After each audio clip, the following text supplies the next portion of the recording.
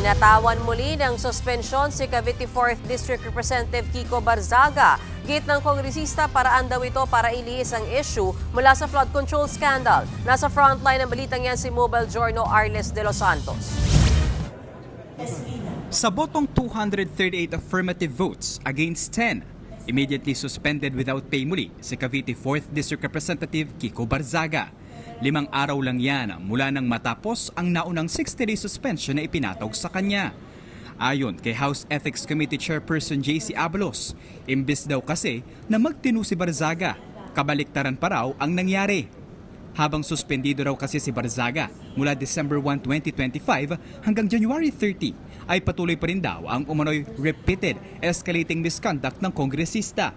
Binanggit ang Facebook post na ito ni Barzaga noong nakaraang linggo, kung saan tahasan niyang sinabi na dededmahin niya ang pagpapatawag ng House Ethics Committee kahit i-expel man siya sa Kamara. Gayun din ang mga alegasyon nito sa yumaong Antipolo Congressman na si Romeo Acop na iniugnay ni Barzaga sa flood control corruption scandal.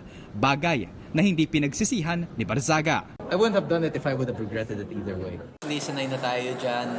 We'll just keep doing what's best for the people. Matatandaan na unang hinainan ng ethics complaint si Barzaga ni House Deputy Speaker Ronaldo Puno at iba pang dati niyang kasama sa National Unity Party dahil sa umano'y malalaswa at irresponsable niyang online posts. Sinundan pa yan ng cyber libel complaint matapos sabihin ni Barzaga na tumanggap umano ng suhol ang mga kasapi ng NUP mula sa isang negosyante para manatili ang suporta kay dating House Speaker Martin Romualdez. Sa sama ng loob, it's mixed because, well, ultimately, this is still pushing the issue away from the flood control, which is what we should prioritize first, and also the rampant corruption that we see within the government right now. Pero si Davao City Representative Paulo Duterte at kanyang mga kaalyado kinundena ang muling pagsuspinde kay Barzaga.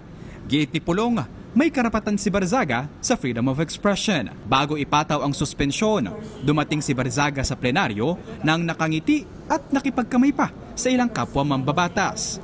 Pero ngayong suspendido ulit. I'll play with my cats and dogs.